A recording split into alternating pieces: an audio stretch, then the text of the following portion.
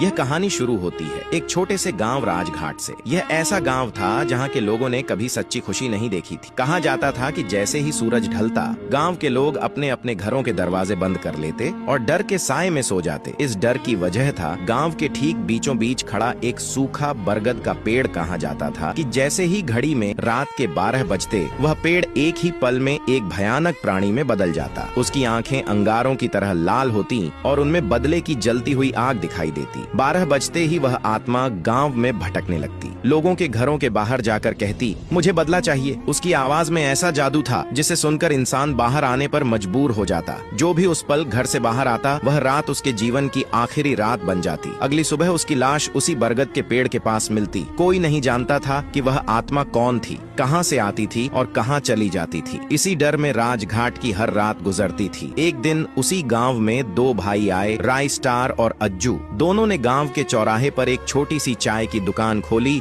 जो धीरे धीरे मशहूर होने लगी। लेकिन उन्हें गांव की इस रहस्यमयी घटना के बारे में कुछ भी पता नहीं था। एक सुबह राइस्टार ने अज्जू से कहा, छोटे, मुझे जरूरी काम से पास के गांव जाना है। मैं कल सुबह तक लौट आऊंगा। तुम शाम होने से पहले दुकान बंद कर देना और जल्दी घर लौट आना। लेकिन शायद उस रात किस्मत कुछ और ही चाहती थी। शाम ढलने लगी। दुकान पर ज्यादा भीड़ होने की वजह से अज्जू को समय का एहसास ही नहीं हुआ और देखते ही देखते अंधेरा छा गया। अज्जू ने जल्दी जल्दी सामान समेटा और गांव की ओर चल पड़ा। लेकिन उसे नहीं पता था कि यह उसकी जिंदगी की आखिरी रात है। जैसे ही वह गांव की सीमा पर पहुंचा, एक तेज हवा के झोंके के साथ वही आत्मा प्रकट हुई। एक ही पल में उसने अपने विशाल हाथ से अज्जू पर जोरदार वार किया। अज्जू जमीन पर गिर पड़ा। अगली सुबह गांव के बीचों बीच भीड़ जमा थी। उसी पल राइस्टार गांव लौटा। भीड़ देखकर वह दौड़ता हुआ वहां पहुंचा और उसने अपने छोटे भाई अज्जू की लाश देखी। उसकी आंखों से आंसू बहने लगे और उसका शरीर सन्न रह गया। भारी आवाज में उसने पूछा, यह किसने किया? मैं उसे छोड़ूंगा नहीं। तभी गांव के एक बुजुर्ग ने कहा, बेटा, तुम्हारा भाई भी उस आत्मा का शिकार हो गया। राइस्टार ने पूछा, बाबा,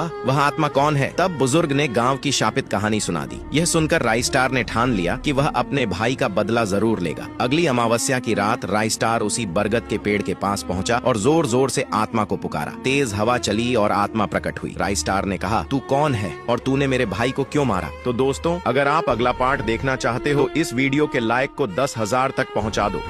यह